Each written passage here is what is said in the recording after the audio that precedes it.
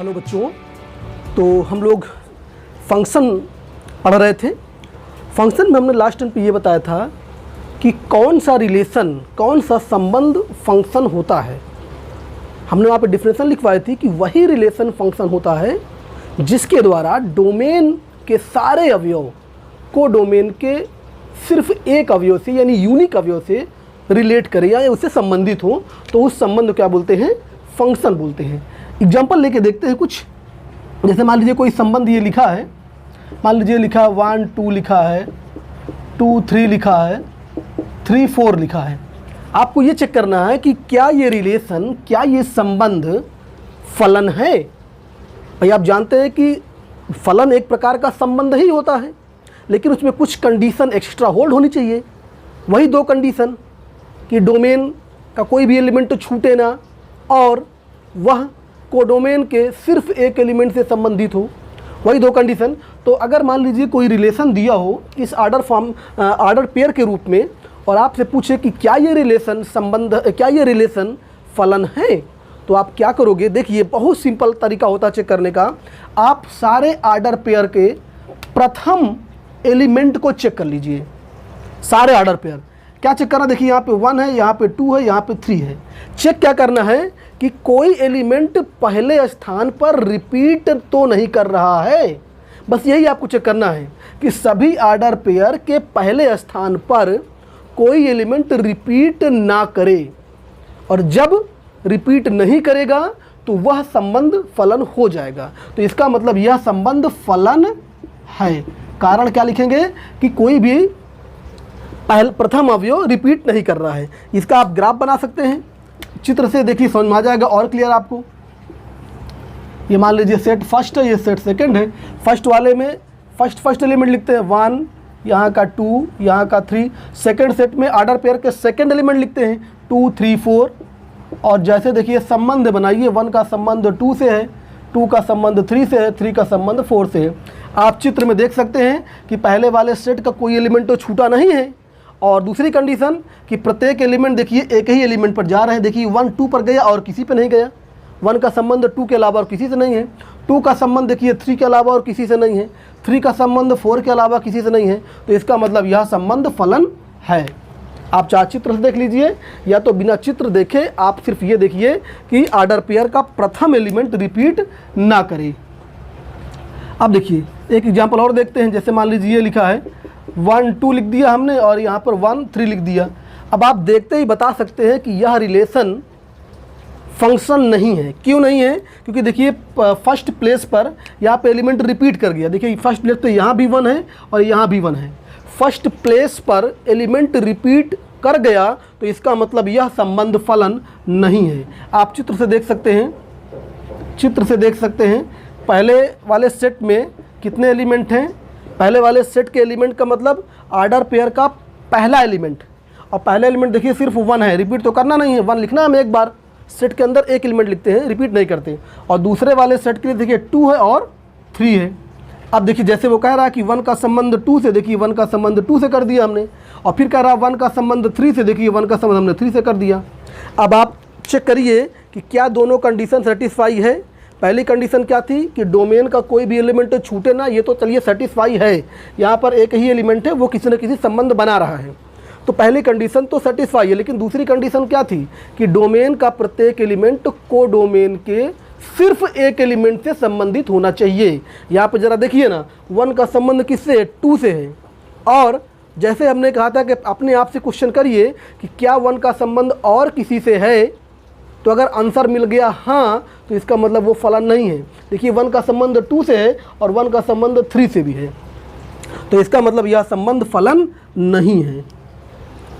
तो अगर कोई भी संबंध आर्डर पेयर के रूप में दिया हो तो आप चित्र बना के भी चेक कर सकते हैं और बिना चित्र बनाए भी चेक कर सकते हैं कि वह संबंध फलन है कि नहीं है। क्या करना होगा आपको? बस सारे आर्डर पेयर का फर्स्ट एलिमेंट देखना होगा। और क्या देखना होगा कि फर्स्ट एलिमेंट रिपीट नहीं करना चाहिए। सेकंड एलिमेंट में कोई कंडीशन नहीं है। फर्स्ट एलिमेंट, आर्डर पेयर का फर्स्ट एलिमेंट रिपीट नहीं करना चाहिए। ठीक है, तो वो संबंध फलन हो जाएगा। अब हम आपको कुछ ट्रिक बताएं और वो ट्रिक आप कब लगाएंगे? जब संबंध का चित्र बना होगा। अगर चित्र बना है तो आप उसमें क्या देखेंगे कि देखते ही बता दें कि वह संबंध फलन है कि नहीं है। एक हम वेरी आसान ट्रिक बताने जा रहे हैं आपको, वो बुक से नहीं मिलेगा आपको, ऐसी खुद की ट्रिक है, उसको आप समझिए। पहले वाले समुच्चय को आप क्या बोल दें, पहले वाले समुच्चय को आप ये बोल दीजिए कि ये पहले वाले सेट को बोल दीजिए कि ये लोगों का समुच्चय है, यानी व्यक्तियों का समुच्चय है। इसको बोल दें हम व्यक्तियों का समुच्चय, व्यक्तियों का समुच्चय बोल दें इसको। और दूसरे वाले सेट को बोल दें, मान लीजिए जैसे नाव होती है, नदी में चलती है नाव, तो नावों का समुच्चय समझ लीजिए, या गाड़ियों का समुच्चय समझ लीजिए, या इसको हम गाड़ियों का समुच्चय भी कह सकते हैं, यानी कोई भी साधन, गाड़ियों का समुच्चय, भिन्न भिन्न गाड़ियां हैं, ठीक है। या इसमें हम ये भी कह सकते थे कि बोट यानी नाव का समुच्चय कह सकते हैं, ठीक है। अब देखिए, जैसे ये व्यक्तियों का समुच्चय है और ये गाड़ियों का समुच्चय है, तो हम क्या देखें कि देखते ही बोल दे। देखिए हम यहाँ पे 4 प्रकार का चित्र बनाएंगे, 4 प्रकार का चित्र।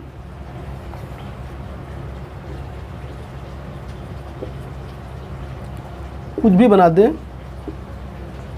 ध्यान से देखिएगा, और फिर हम आपको सिखाएंगे कि कौन सा रिलेशन फंक्शन है और कौन सा नहीं है, ठीक है। एक ये हो गया, एक ये हो गया, एक ये बना हुआ है। एक और बना देते हैं, एक और बना देते हैं,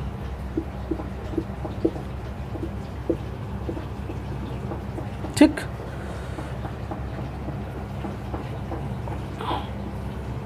एक ये बना दिया हमने। अब देखें क्या होना चाहिए।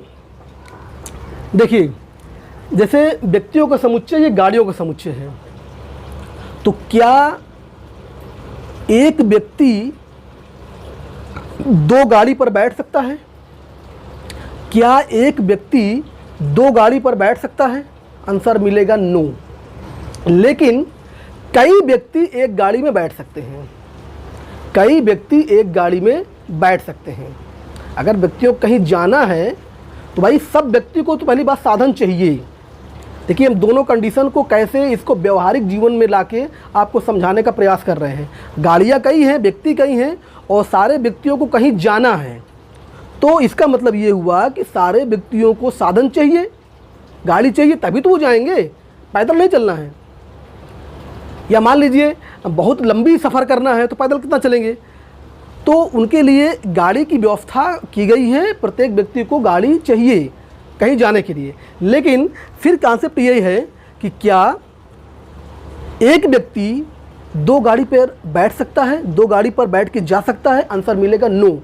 ज़रा यहाँ पे देखिए, ये चित्र को देखिए, यहाँ पे मान लीजिए एक व्यक्ति कोई है और इधर गाड़ी 2 लगी है, गाड़ी नंबर 2, गाड़ी नंबर 3, और इसका नंबर है, और एक व्यक्ति क्या 2 गाड़ी पर पैर रख के जा सकता है? आंसर मिलेगा नो, यानी ऐसा संभव ही नहीं है। इसका मतलब अगर ये कंडीशन है तो संभव नहीं, अर्थात फंक्शन नहीं है।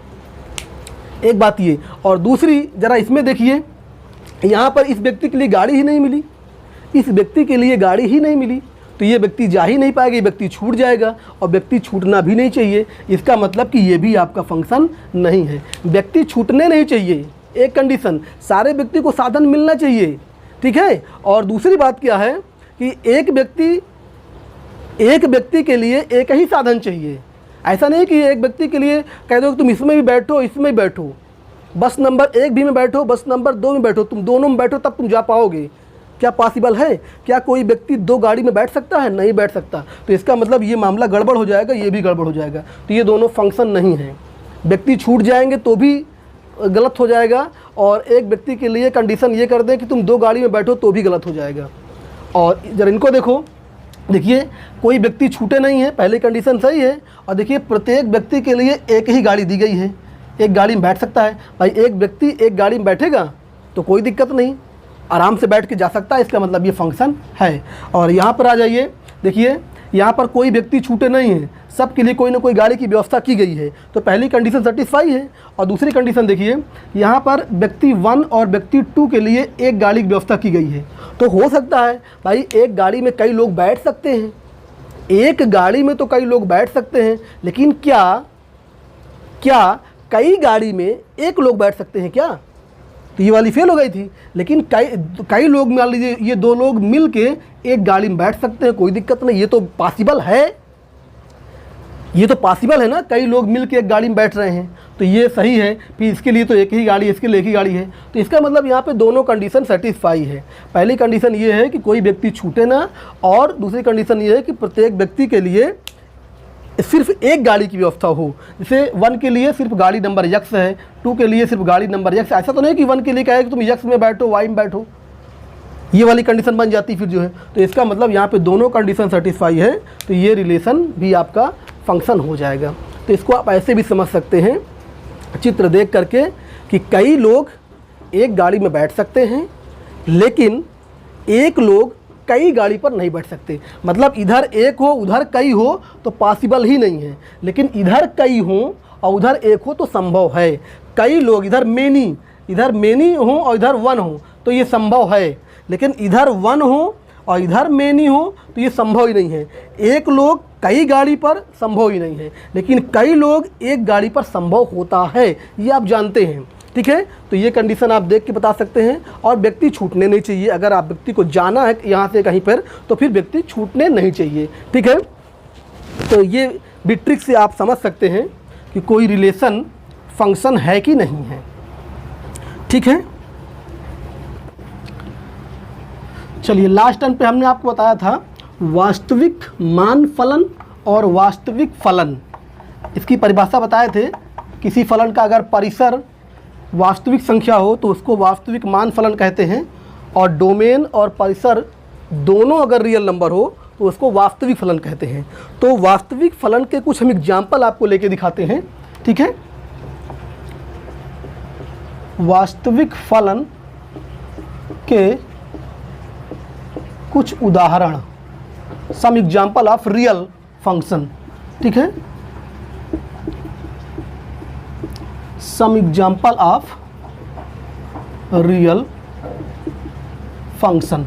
ठीक है, रियल फंक्शन आप जानते हैं, उस पर कुछ एग्जाम्पल हम लेने जा रहे हैं। नंबर फर्स्ट हम बताएं आपको, नंबर फर्स्ट होता है तत्समक फलन। तत्समक फलन, इसको बोलते हैं आइडेंटिटी फंक्शन। आइडेंटिटी फंक्शन, देखिए इसकी डिफिनेशन क्या है। यदि f from r to r, आप r समझ रहे हैं यहाँ पे क्या है, यहाँ पर r set of real number है, रिलेशन वाला नहीं है ये। या फ्रॉम r टू r एक फलन इस प्रकार परिभाषित हो कि fx इक्वल टू x। हमने कहा था ना कि फलन की परिभाषा का मतलब क्या होता है। फलन की परिभाषा का मतलब होता है fx का मान बताना। fx क्या है, x की इमेज, यानी x कहाँ के एलिमेंट है, for every x belongs to domain r, यानी डोमेन के प्रत्येक अवयव की इमेज बताना क्या कहलाता है, फलन की परिभाषा। तो ये फलन है f r से r तक। यहाँ पे r क्या है, यहाँ पर r क्या है, सेट ऑफ रियल नंबर, वास्तविक संख्याओं का समुच्चय है। और ये फलन की परिभाषा है fx इक्वल टू x, यानी जिसकी इमेज निकाले वो उसी के बराबर हो जाए, x की इमेज x के बराबर। फॉर एग्जांपल जैसे हम कहें, फॉर एग्जांपल कि f1 की वैल्यू निकाले तो 1 आ जाए, f2 की वैल्यू निकाले तो 2 आ जाए, f3 की वैल्यू निकाले तो 3 आ जाए, यानी प्रत्येक एलिमेंट की इमेज स्वयं के बराबर हो जाए, तो उसको बोलते हैं तत्समक फलन। ठीक है, बात समझ में आई। क्या हमने लिखवाया कि प्रत्येक एलिमेंट, प्रत्येक वास्तविक संख्या की इमेज स्वयं वही हो जाए, fx इक्वल टू x। इसको आप ऐसे भी लिख सकते हैं। आप जानते हैं कि लास्ट टाइम पर बताया था कि y बराबर fx होता है, y दूसरे वाले का, तो इसको हम y बराबर x भी कह सकते हैं। ये y बराबर x भी है, ये चाहे हम fx बराबर x बोले या y बराबर x बोले, दोनों क्या है, तत्समक फलन है। y को इमेज बोला गया था ना x की, y को x की इमेज अर्थात fx को x की इमेज, दोनों सेम बताया गया था। तो y बराबर x बोले या fx बराबर x बोले, और 21x के लिए फॉर एवरी x के लिए, तो इसको क्या बोलते हैं, तत्समक फलन। ठीक है, अच्छा हमने इसको जैसे ही y बराबर x लिखा तो आप इसको पहचान गए होंगे ये क्या है। y बराबर एफ एक्स को आप ज्योमेट्री में जानते हैं कि ये मूल बिंदु से जाने वाली सरल रेखा है। ये अगर इसका आप नाम भी याद आ गया होगा आपको, इसका नाम है मूल बिंदु से जाने वाली सरल रेखा होती है, जिसकी प्रवणता एक होती है, जिसकी प्रवणता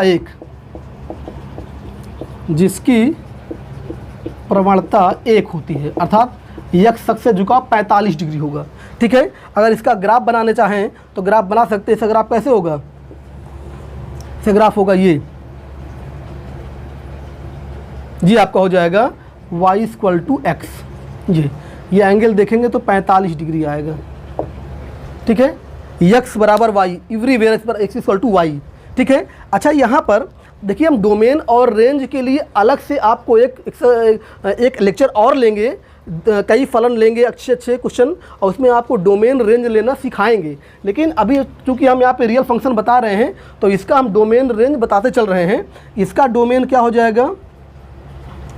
इसका डोमेन क्या है? डोमेन का मतलब क्या बताए थे हम? डोमेन का मतलब होता है x के ऐसे सभी मान जिस पर fx का कोई न कोई मान परिभाषित हो, अर्थात मिल जाए।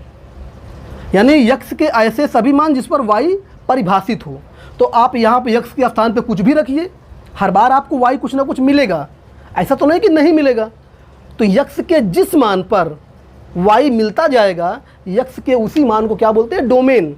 ठीक है, हमने लास्ट टाइम पे इसको बताया भी था, और इस पर हम और एक लेक्चर अलग से लेंगे। तो इसका डोमेन पूरा का पूरा R हो जाएगा, सेट ऑफ रियल नंबर। और इसका अगर हम रेंज आपसे कहें कि रेंज क्या होगा, तो रेंज का मतलब होता है y का मान। तो x की पे अगर कुछ रखेंगे तो y का मान कुछ ना कुछ मिलता जाएगा। और यहाँ पर y भी प्रत्येक वास्तविक संख्या मिल सकती है, जो x रखेंगे वही मिलेगा। तो अगर x पूरा का पूरा रियल नंबर है तो y भी पूरा का पूरा रियल नंबर हो जाएगा। तो इस तत्समक फलन का देखिए, हमने आपको कंडीशन बता दिया, f(x) बराबर x, ग्राफ बता दिया, और डोमेन और रेंज बता दिया, और इसका ज्योमेट्रिक मतलब भी बता दिया कि तत्समक फलन का मतलब होता है मूल बिंदु से जाने वाली सरल रेखा जो कि जिसकी प्रवणता एक हो। तो आइडेंटिटी फंक्शन का कंडीशन क्या? f(x) बराबर x, अर्थात प्रत्येक एलिमेंट, प्रत्येक वास्तविक संख्या की इमेज स्वयं वही हो, और उसका ग्राफ बता दिया, ज्योमेट्री का मतलब बता दिया, डोमेन रेंज बता दिया। ठीक है, अब देखिए दूसरा फंक्शन हम लेने जा रहे हैं। दूसरा का नाम है अचर फलन।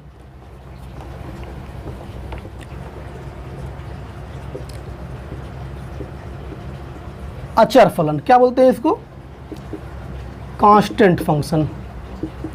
देखिए इसकी डिफिनेशन क्या है? सेम, यदि f from R to R एक फलन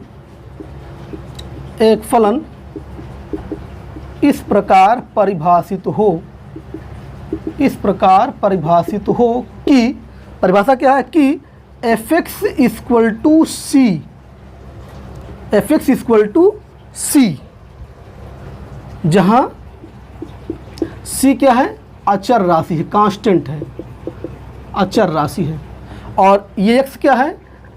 for every x belongs to domain R, domain के प्रत्येक अवयवों की इमेज, अर्थात f(x) c के बराबर हो। c कोई नंबर है, कांस्टेंट, चेंज नहीं होगा जो है।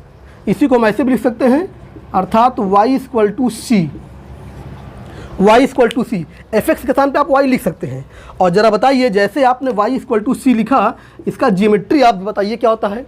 ज्योमेट्रिकल रिप्रेजेंटेशन इसका क्या होता है? याद करिए, ज्योमेट्री में ये होती है x अक्ष के समांतर सरल रेखा जो मूल बिंदु से c दूरी पर हो। अगर आपको ज्योमेट्री समझ में आ रही है तो इसका नाम होता है x अक्ष के समांतर एक सरल रेखा जो मूल बिंदु से c दूरी पर हो। इसको आप चित्र बना सकते हैं। इसका ये x अक्ष है, ये y अक्ष है। अगर इसका हम ग्राफ बनाएं y = c का, ये मूल बिंदु है, तो मूल बिंदु से मान लीजिए ये दूरी c है, ये दूरी मान लेते हैं कि c है। तो यहीं पर c से जाए इस दूरी से जाए और x अक्ष के समांतर हो। यानी ये लाइन अगर हम बनाएं ऐसे, ये तो ये आपका हो जाएगा y इक्वल टू सी हो जाएगा। मूल बिंदु से c दूरी, ये डिस्टेंस c है, मान लीजिए ये o है और ये मान लीजिए a है, तो OA इक्वल टू c दूरी और ये x अक्ष के समांतर है। ठीक है, तो अचर फंक्शन का डिफिनेशन क्या है, fx इक्वल टू सी हो, ऑलवेज x का मान कुछ भी रखें। अगर इसको हम ऐसे समझाने का प्रयास करें, आपको इसको समझाएं कि अगर f1 की आप वैल्यू निकालें तो भी c आए, f2 की वैल्यू निकालें तो भी c आए, मतलब वो कांस्टेंट है। आप x बदलते जाइए, फॉर एवरी x बदलते जाइए, लेकिन c नहीं बदलेगा। f3 निकालिए वो भी c आएगा, f1/2 निकालिए वो भी c आएगा। यानी x के प्रत्येक मान पर यदि उसकी इमेज ना बदले, x के प्रत्येक मान पर यदि उसकी इमेज ना बदले तो उसको क्या बोलते हैं, अचर फलन। ठीक है, और उसका ज्योमेट्रिकल मतलब क्या होता है, उसका ज्योमेट्रिकल मतलब होता है x अक्ष के समांतर एक सरल रेखा जो कि मूल बिंदु से उस कांस्टेंट, जो भी कांस्टेंट हो, कांस्टेंट c है तो c दूरी पर हो, कांस्टेंट यहाँ 5 लिख दे तो 5 दूरी पर हो, कांस्टेंट 3 लिख दे तो 3 दूरी पर हो। ठीक है, तो ये इसका ज्योमेट्रिकल मतलब है। और अगर इसका हम उस तरह का चित्र बनाने का प्रयास करें, जैसे मान लीजिए ऐसे बनाए हम, तो ये r है, ये r है, इधर आप कुछ भी लिखिए और यहाँ पे सिर्फ एक एलिमेंट c है, यानी ये पूरा का पूरा r, यहाँ पे 1 लिखिए, 2 लिखिए या भिन्नात्मक संख्या कुछ भी लिखिए, ये पूरा का पूरा c पर जाएगा। यहाँ का प्रत्येक एलिमेंट जो भी है ये सब कहाँ जा रहे हैं, सब c पर जा रहे हैं, तो उसको क्या बोलते हैं, अचर फलन बोलते हैं। और अगर इसका हम डोमेन की बात करें, इसका डोमेन, तो डोमेन का मतलब x की वैल्यू, तो x के स्थान पे आप कुछ भी रखें, वही तो बार बार बोल रहे हैं कि x के प्रत्येक मान पर, यानी डोमेन पूरा का पूरा r है। और लेकिन इसका रेंज क्या है, इसका रेंज आप x के स्थान पे कुछ भी रखें और जो मिलेगा अर्थात y वो सिर्फ c ही मिलेगा, तो सिर्फ c यानी एक नंबर ही आपका रेंज होगा। रेंज मतलब होता है उसकी पहुंच कहाँ तक है, तो उस फंक्शन की पहुंच सिर्फ c तक है, c के अलावा यहाँ पे और नंबर भी तो है लेकिन उन तक वो उसकी पहुंच नहीं है। तो डोमेन का मतलब होता है x की वैल्यू और रेंज का मतलब होता है y की वैल्यू। ठीक है, तो ऐसे इसको कर सकते हैं। अच्छा, इससे पहले जो हमने बताया था वो बताया था तत्समक फलन बताया था, तो उसको हम चाहते तो उसको भी सेट के द्वारा इस तरह बना के दिखा सकते थे।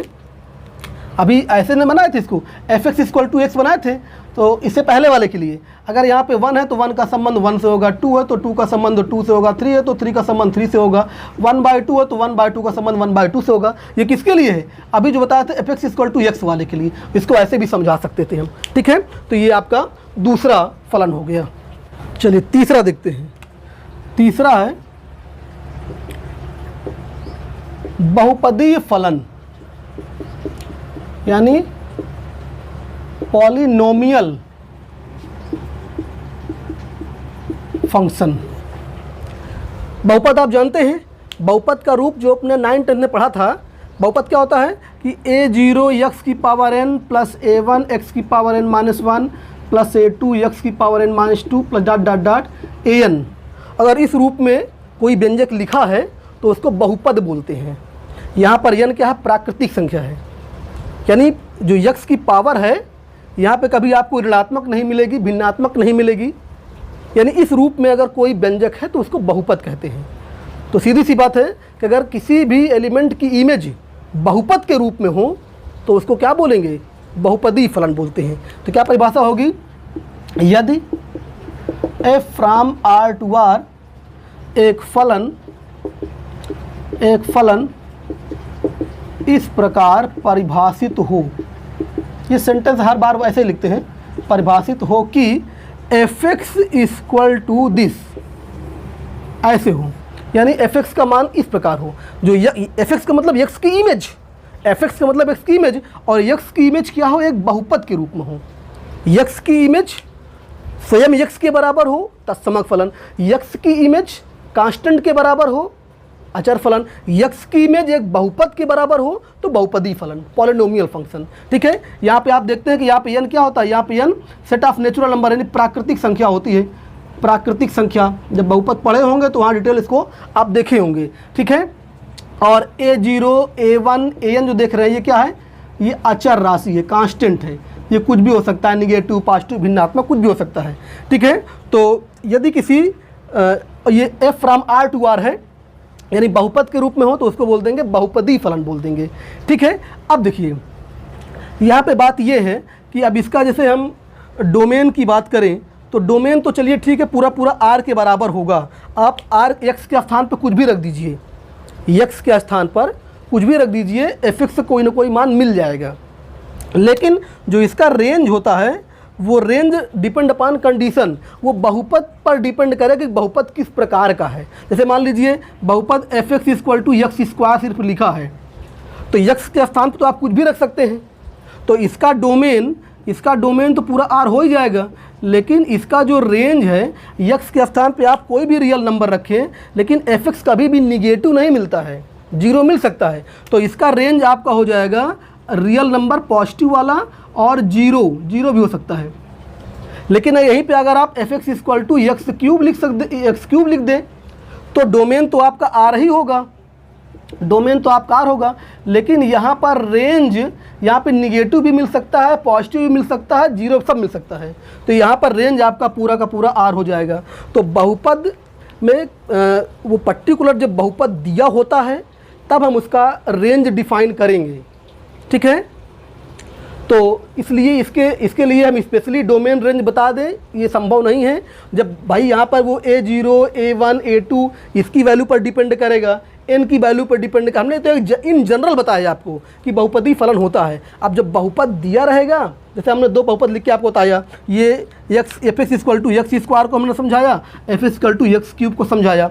यहाँ पे आप x की कोई वैल्यू रख सकते हैं। इसको अगर y के बराबर इसका आप लिखें तो ये क्या हो जाएगी, ये आपका हो जाएगा y equal to x square हो जाएगा, ये आपका क्या हो जाएगा y equal to x cube हो जाएगा। तो यहाँ पर x का कोई भी वैल्यू रखें तो प्रत्येक x के लिए y आपको मिलेगा। तो इसका मतलब डोमेन पूरा पूरा r है, पूरी रियल नंबर है।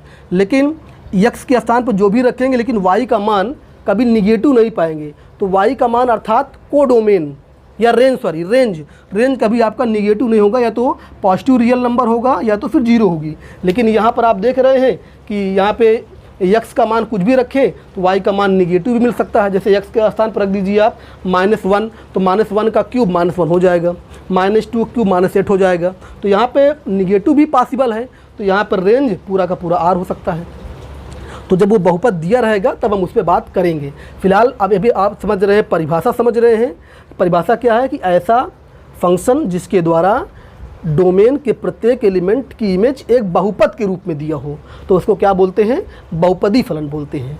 ठीक है, अब देखिए जिसमें हमने दो एग्जाम्पल लिया, y equal to x square, y equal to x cube, और भी एग्जाम्पल इसको लेते रहेंगे। ठीक है, चलिए अगला पॉइंट देखते हैं।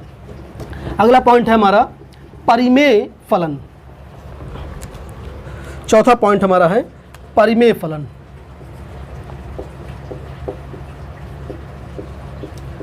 क्या बोलते हैं इसको, रेशनल फंक्शन। तो इसकी परिभाषा इस बार क्या होगी, देखिए ये जो फर्स्ट लाइन लिख रहे हैं वो तो बार बार यही लिखा जाएगा।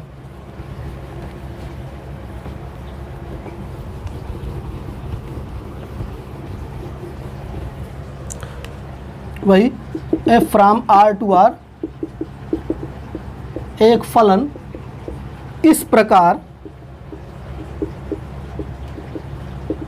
परिभाषित हो कि fx की वैल्यू क्या हो, fx की वैल्यू हो परिमेय व्यंजक के रूप का, परिमेय बहुपद के रूप में। और परिमेय बहुपद कैसा होता है, अंश में भी बहुपद हो और हर में भी बहुपद हो, fx अपान gx के रूप में हो। यदि किसी फलन में प्रत्येक एलिमेंट का इमेज परिमेय बहुपद के रूप में हो, इस रूप में हो। अब देखिए यहाँ पे fx लिखा है, तो इसको हम ऐसा करें कि f का नोटेशन ना दें, यहाँ पे कुछ और दे दें, इसको g बोल दें, इसको h बोल दें, gx बटे hx। ठीक है, तो इस प्रकार के फलन को क्या बोलेंगे, रेशनल फंक्शन। लेकिन यहाँ पे कंडीशन ये है कि हर जीरो नहीं होना चाहिए। आप जानते हैं अगर हर जीरो हो गया तो समथिंग अपॉन जीरो अनडिफाइंड हो जाएगा ना, तो वो डिफाइंड नहीं होगा। तो यहाँ पे क्या है, कंडीशन है कि hx not equal to zero होना चाहिए। और ये gx और hx दोनों क्या हैं, GX और HX ये दोनों क्या है, बहुपद हैं। GX भी बहुपद होना चाहिए, HX भी बहुपद होना चाहिए, लेकिन हर वाला बहुपद 0 ना हो। तो इस प्रकार के फंक्शन को क्या बोलेंगे हम, पॉलिनोमियल फंक्शन बोलते हैं। ठीक है, अब इसमें कोई दिक्कत नहीं, आप देख सकते हैं अंश में भी बहुपद हो, हर में भी बहुपद हो, लेकिन हर 0 ना हो, दैट इज क्या बोलते हैं उसको, पॉलिनोमियल फंक्शन। ठीक है, अगला नंबर देखते हैं, पांचवा हमारा प्रतिलोम फलन, इसको बोलते हैं रेसिप्रोकल फंक्शन। नाम से स्पष्ट है कि ऐसा फलन जिसके द्वारा डोमेन के सभी अवयवों का प्रतिबिंब उसका प्रतिलोम के बराबर हो जाए, उसके प्रतिलोम के बराबर हो जाए। यानी अगर 2 है तो 2 का इमेज क्या हो जाए, 1/2, 3 की इमेज 1/3, 1/3 की इमेज 3, यानी प्रत्येक एलिमेंट की इमेज अपने रेसिप्रोकल के बराबर हो जाए। देखिए नाम से स्पष्ट है। ठीक है, तो इसको कैसे रूप में, मैथ के रूप में कैसे लिखेंगे, F from R to R एक फलन इस प्रकार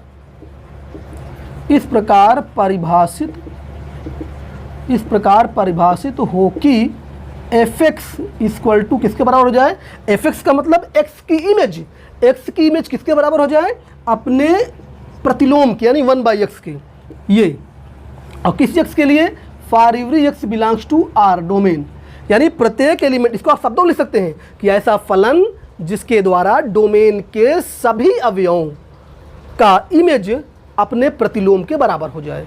x की इमेज 1/x हो जाए, इसको ऐसे आप कह सकते हैं 1 की इमेज 1/1 यानी 1, 2 की इमेज 1/2 हो जाए, 3 की इमेज 1/3 यानी अपने रिवर्स के बराबर हो जाए। तो उस फंक्शन को आप क्या बोलेंगे, प्रतिलोम फलन, यानी रिवर्स फंक्शन भी कह सकते हैं, रेसिप्रोकल फंक्शन भी कह सकते हैं। ठीक है, अब देखिए यहाँ पर हम आपको इसको ग्राफ की बात करें, हम कैसे इसका चित्र बनता है रेसिप्रोकल फंक्शन का। अच्छा, इससे पहले हम इसकी थोड़ा डोमेन की बात करें, या इसको हम ऐसे लिखें, देखिए ये ऐसे भी हो सकता है ना, या इसको y इक्वल टू 1/x लिख सकते हैं, y इक्वल टू 1/x। तो अगर हम इसके डोमेन की बात करें, डोमेन तो अगर इसका डोमेन आप देखें तो डोमेन अर्थात x की वैल्यू, तो क्या अगर हम यहाँ पे x के स्थान पे 0 रखें तो y का मान हमें मिलेगा। x के जिन मानों पर y मिलता है अर्थात y परिभाषित होता है, वही x के मान डोमेन कहलाते हैं। तो क्या x बराबर आप 0 रखोगे तो y का मान मिलेगा, नहीं मिलेगा।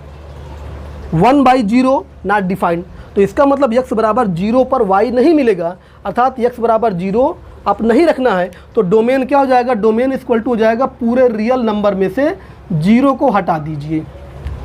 तो इस रेसिप्रोकल फंक्शन का डोमेन कितना हो जाएगा, R-0, R का मतलब सेट ऑफ रियल नंबर। और अब हम रेंज की बात करें, तो रेंज का मतलब ये होता है कि जब हम x के स्थान पे 0 नहीं रखेंगे तो क्या कभी y का मान 0 पाएंगे, यानी क्या जब हम x के स्थान पे 0 ना रखें, कुछ भी रखें, तो क्या कभी y का मान 0 होगा।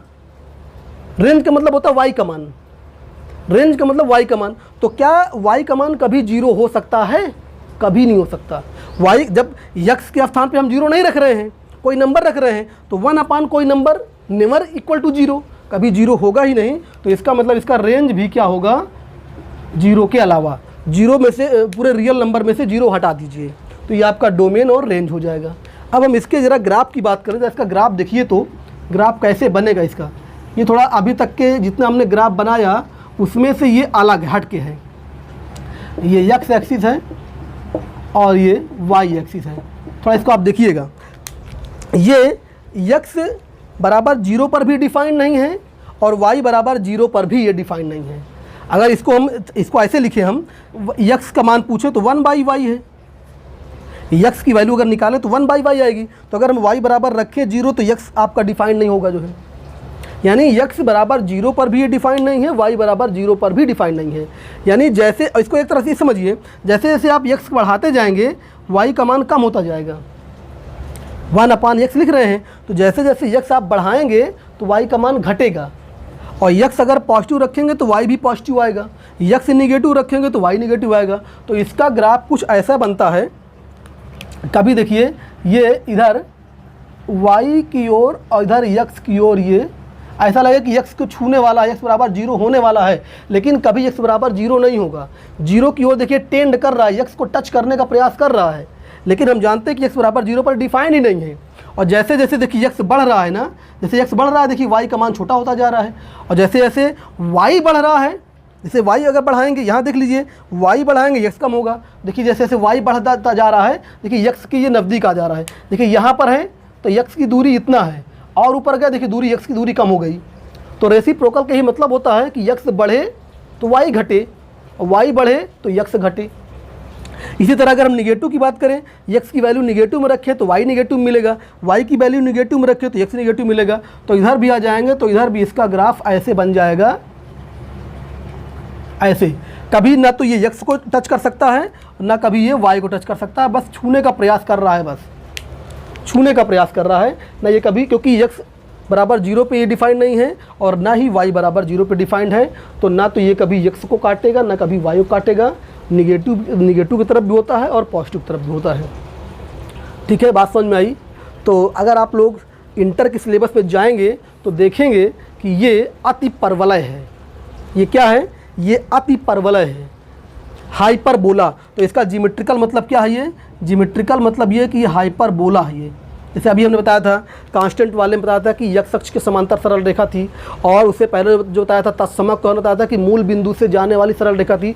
वैसे अगर ये रेसिप्रोकल जो फंक्शन होता है, ये जियोमेट्रिकल इसका रिप्रेजेंटेशन क्या है कि इट इज़ ए हाइपरबोला।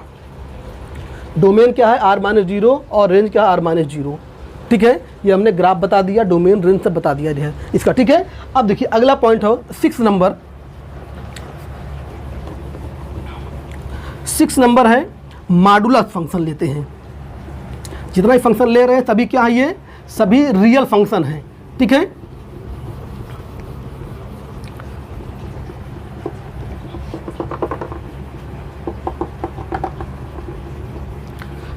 तो जितने फंक्शन ले रहे हैं देखिए सब नाम से परिभाषित हो जाते हैं।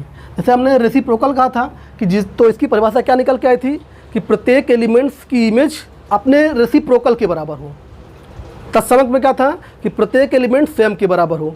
अचर में क्या था? प्रत्येक एलिमेंट अचर के बराबर हो। बहुपद में क्या था? प्रत्येक एलिमेंट की इमेज बहुपद के बराबर हो किसी।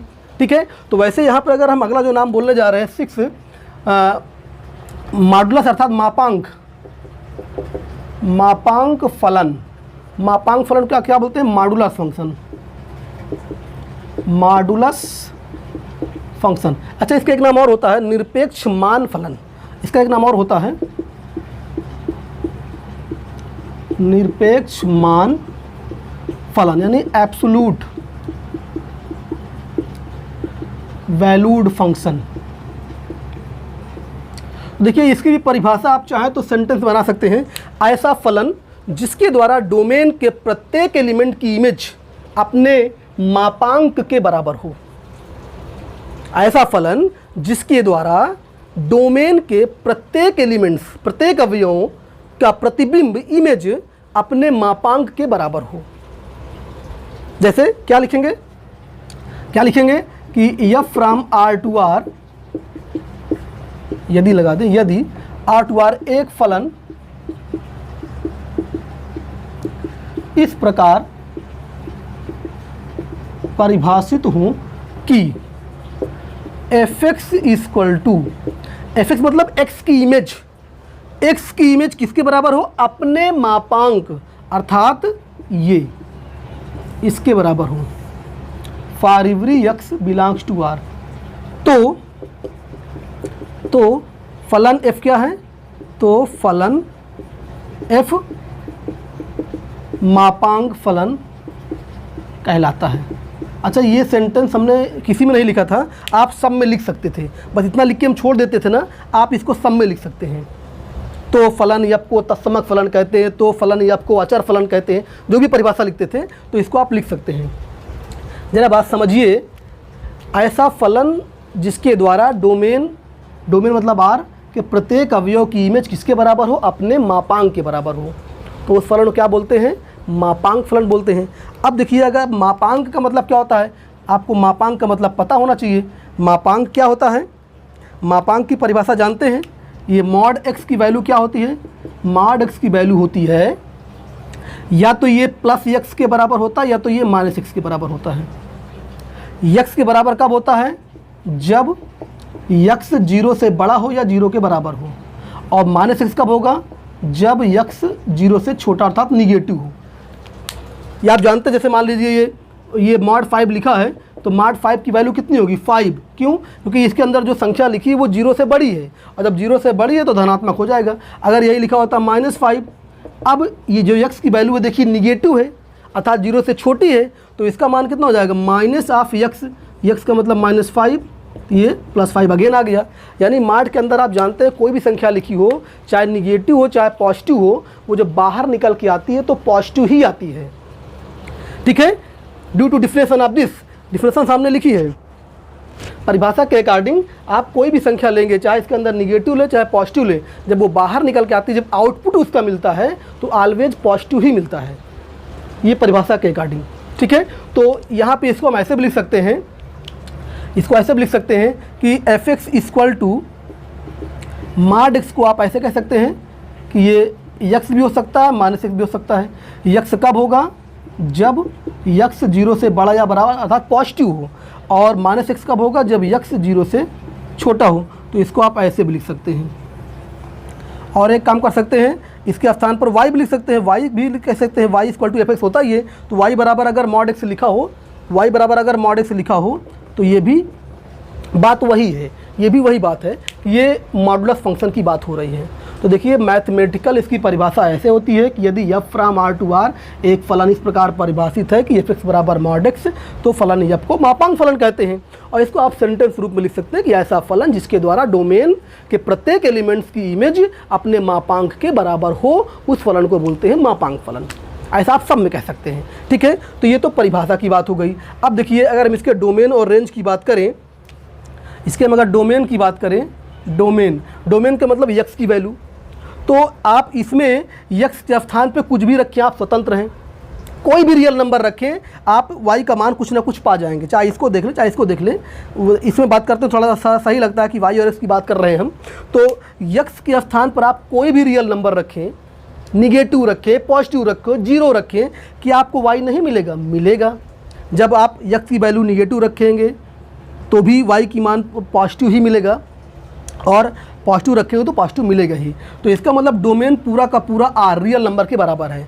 लेकिन रेंज यहाँ पर क्या है, रेंज का मतलब y का मान, और आप देख रहे हैं y अर्थात मॉड x, y अर्थात मॉड x। क्या मॉड x कभी निगेटिव होता है? आपने देखा डिफिनेशन, निगेटिव रखेंगे तो भी वो इस माइनस के कारण निगेटिव पॉजिटिव हो जाता है। इसका मतलब x के स्थान पे आप कुछ भी रख दें, लेकिन y कभी निगेटिव नहीं मिलेगा, अर्थात क्या मिलेगा, धनात्मक रियल नंबर मिलेगा। r पॉजिटिव, r का मतलब वास्तविक संख्याओं का समुच्चय, और r पॉजिटिव का मतलब धनात्मक वास्तविक संख्याओं का समुच्चय, पॉजिटिव रियल नंबर। तो यहाँ पे ये बात आपको समझना होगा कि y कभी भी निगेटिव की तरफ नहीं जाना है, y कभी निगेटिव मिलेगा ही नहीं। x निगेटिव लो चाहे पॉजिटिव लो, कभी भी हो निगेटिव की तरफ नहीं जाएगा y का मान। ज़रा इसका ग्राफ बना के देखते हैं। देखिए यहाँ पे ग्राफ बनाने के लिए देखिए इसके अंदर 2 ग्राफ हैं। अगर इसको हम देखें तो जैसे ये लिखा है y equal to mod x लिखा है ना, तो मॉड x की वैल्यू x भी हो सकती है, मॉड x की वैल्यू माइनस x भी हो सकती है, depend upon sign of x। अभी आपने देखा ये जो लिखा है y equal to mod x, तो इसको हम ऐसे लिख सकते हैं ना, y इक्वल टू x भी हो सकता है और माइनस x भी हो सकता है। तो एक बार आपको ग्राफ बनाना पड़ेगा, y बराबर x का बनाना पड़ेगा, और y बराबर x का ग्राफ अभी थोड़ी देर पहले हम बनाए थे, ये आपका ग्राफ है y इक्वल टू x का ग्राफ है। और y इक्वल टू, और देखिए y इक्वल टू x में हम नीचे भी आए थे, पहला वाले में, तत्समक वाले में, तत्समक में तो था ना y बराबर x, तो नीचे भी आए थे। लेकिन यहाँ पर नीचे क्यों नहीं आ रहे हैं? क्योंकि हम मॉड पढ़ रहे हैं, और मॉड में y का मान निगेटिव मिलेगा ही नहीं। भाई नीचे जाने का मतलब कि ये y निगेटिव, तो इसके ये x अक्ष के नीचे y निगेटिव होता है, तो हमें x अक्ष के नीचे जाना ही नहीं है। मॉडुलस फंक्शन में x अक्ष के नीचे, ये x अक्ष है, x अक्ष के नीचे आपको जाना ही नहीं है, क्योंकि x अक्ष के नीचे तो y का मान निगेटिव होता है, x अक्ष के ऊपर ही रहना है।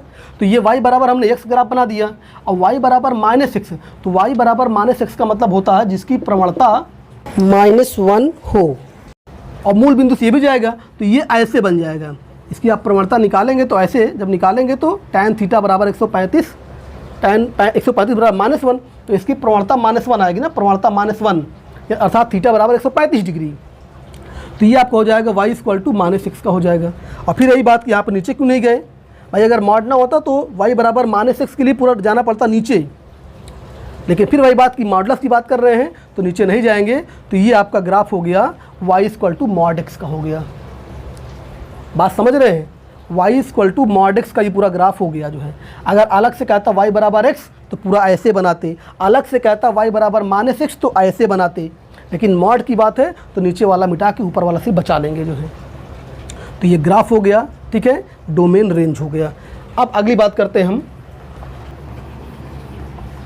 8वां पॉइंट है महत्तम पूर्णांक फलन, इसको बोलते हैं ग्रेटेस्ट इंटीजर फंक्शन। अब देखिए इसकी परिभाषा अगर शब्दों में चाहे तो ऐसा फलन जिसके द्वारा डोमेन के प्रत्येक एलिमेंट्स की इमेज अपने महत्तम पूर्णांक के बराबर हो। अब महत्तम पूर्णांक क्या होता है, थोड़ा पहले इसको आप समझ लीजिए कि महत्तम पूर्णांक किसे कहते हैं, ठीक है। जैसे अभी मापांक आप जानते थे, जैसे मापांक x को आप ऐसे लिखते थे, तो इसको पहले अलग से जाने इसका मतलब क्या होता है। वैसे हम पहले आपको बताएं कि महत्तम पूर्णांक किसे कहते हैं। जैसे ये x लिखा है और x के अंदर ये ब्रैकेट बना दें ऐसे, तो इसको बोलते हैं महत्तम पूर्णांक x, यानी ग्रेटेस्ट इंटीजर x। इसकी वैल्यू क्या होती है, इसकी वैल्यू होती है कि x के बराबर या x से छोटा सबसे बड़ा पूर्णांक। इसका नाम होता है कि x के बराबर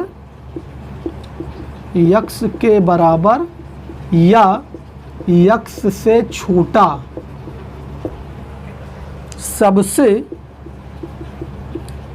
बड़ा पूर्णांक। क्या बोलेंगे इसको बोलेंगे ग्रेटेस्ट इंटीजर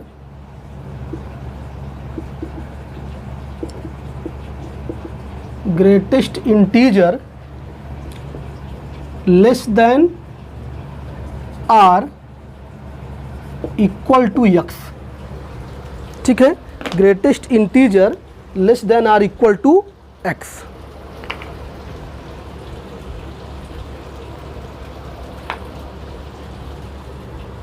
जैसे फॉर एग्जांपल हम यहाँ पे इसे पूछे ऐसे लिख दे 2, तो इसका नाम क्या हो जाएगा कि 2 के बराबर या 2 से छोटा सबसे बड़ा इंटीजर। तो 2 के बराबर सबसे बड़ा इंटीजर 2 होता ही है, तो 2 ही के बराबर हो जाएगी ये। लेकिन अगर मान लीजिए हम यहाँ पर लिख दें 2.1 लिखें, 2.1, तो आप देखिए ये इंटीजर तो है नहीं, दशमलव में आ गया, तो इसके बराबर तो इंटीजर होता नहीं है। तब फिर इससे छोटे वाले में जाएंगे, या तो छोटा हो या बराबर हो। तो जैसे ये 2 था, 2 खुद एक इंटीजर है, तो उसी के बराबर पूर्णांक लिख देते हैं हम। लेकिन यहाँ पे ये इंटीजर नहीं है, तो फिर इससे छोटा सबसे बड़ा पूर्णांक, या तो वो स्वयं अगर पूर्णांक है तो उसी के बराबर हो जाएगा ग्रेटेस्ट इंटीजर, लेकिन अगर वो पूर्णांक नहीं है तो उससे छोटा। और 2.1 से छोटा पूर्णांक क्या होता है, 2 छोटा तो पूर्णांक तो बहुत है, लेकिन सबसे बड़ा वाला भाई 2.1 से छोटा पूर्णांक तो 2 भी है, 1 भी है, 0 भी है, -1 भी है, -2 भी है, सब इससे छोटे पूर्णांक हैं। लेकिन इन सभी में सबसे बड़ा ये है, तो ये इसके बराबर हो जाएगा, ठीक है। छोटा पूर्णांक लेकिन सबसे बड़ा, x के बराबर या x से छोटा सबसे बड़ा पूर्णांक। जैसे मान लीजिए यहाँ पे लिखा 1, तो 1 तो खुद पूर्णांक है, तो ये तो इसी के बराबर हो जाएगा। लेकिन अगर यहाँ पे लिखा मान लीजिए 1.9 लिखा है, 1.8 लिखा है, 1.7 लिखा है, तो अब देखिए ये कोई पूर्णांक इसमें नहीं है, तो ये किसके बराबर होंगे, अपने से छोटे सबसे बड़ा पूर्णांक। तो इनसे छोटा पूर्णांक क्या होता है? इनसे छोटा पूर्णांक 1 होता है, 0 होता है, -1 होता है, -2 होता है। तो उन सबसे बड़ा क्या होता है? उन सब में सबसे बड़ा वाला 1 होता है। तो ये सब 1 के बराबर हो जाएंगे। तो ये होता है ग्रेटेस्ट इंटीजर का कॉन्सेप्ट।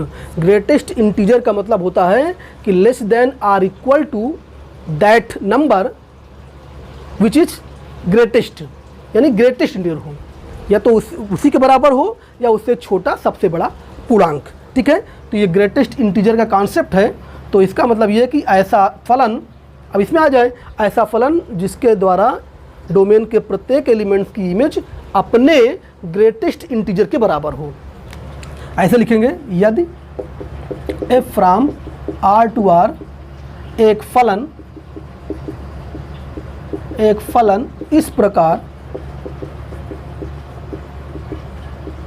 इस प्रकार परिभाषित हो कि fx इक्वल टू, यानी x की इमेज किसके बराबर हो? अपने ग्रेटेस्ट इंटीजर के। ये ग्रेटेस्ट इंटीजर x है, इसका नाम क्या है? ग्रेटेस्ट इंटीजर x, यानी x की इमेज किसके बराबर हो? अपने ग्रेटेस्ट इंटीजर के बराबर हो। और ग्रेटेस्ट इंटीजर x का कॉन्सेप्ट क्या है? ये हमने अलग समझा दिया जो है। ठीक है, इसकी वैल्यू क्या है समझा दिया हमने। तो ये फॉर एवरी x के लिए है। तो फलन f क्या कहलाएगा? महत्तम पूर्णांक फलन कहलाएगा। महत्तम पूर्णांक फलन कहलाता है। ठीक है, बात समझ में आया? अब देखिए, अगर हम इसके डोमेन की बात करें, डोमेन का मतलब क्या होता है? x के स्थान पे कुछ भी रखें। तो यहाँ पे तो आप x के स्थान पे कुछ भी रखने के लिए स्वतंत्र हैं। x के स्थान पे आप चाहे नेगेटिव रखिए, चाहे पॉजिटिव, चाहे भिन्नात्मक, चाहे कैसी भी संख्या रखिए। तो यहाँ पर तो ये पूरा का पूरा रियल नंबर है। लेकिन ज़रा रेंज के बारे में सोचिए। रेंज के बाहर अर्थात इसकी वैल्यू, इसको देखिए हम ऐसे भी लिख सकते हैं, इसको हम ऐसे भी लिख सकते हैं कि y equal to greatest integer x, ऐसे भी लिख सकते हैं भाई, वही fx का मान y, ऐसे लिख सकते हैं। तो x के स्थान पे तो आप कुछ भी रख सकते हैं, लेकिन जब इसकी वैल्यू निकालेंगे अर्थात y की वैल्यू निकालेंगे, तो क्या इंटीजर के अलावा कुछ और पा रहे हैं क्या? देखिए, x के स्थान पर दशमलव की संख्या भी लिखी है, पूर्णांक भी लिखा हुआ है। हम माइनस भी लिख सकते थे, जैसे हम कहें कि इसकी वैल्यू निकालिए, तो हम ये भी लिख सकते हैं तो इसकी वैल्यू -1 आ जाएगी। भिन्नात्मक भी लिख सकते हैं ना।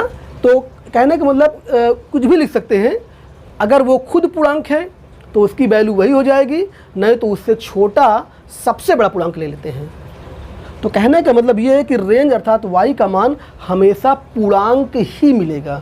आप x के स्थान पर कुछ भी रखें, लेकिन कभी भी y का मान पूर्णांक के अलावा कुछ नहीं पाएंगे। अर्थात इसका रेंज क्या होगा? सेट ऑफ इंटीजर, पूर्णांक संख्याओं का समुच्चय। तो डोमेन आपका R है, टोटल रियल नंबर है, लेकिन रेंज पूरा का पूरा पूर्णांक संख्या है, पूर्णांक के अलावा कुछ नहीं पाएंगे। अच्छा, जैसे हम पूछे कि 0 का मान बताइए, तो 0 के मायने यहाँ पे 0 हो जाएगा, तो 0 भी संभव है। ठीक है, तो ये आपका हो गया ग्रेटेस्ट इंटीजर फंक्शन।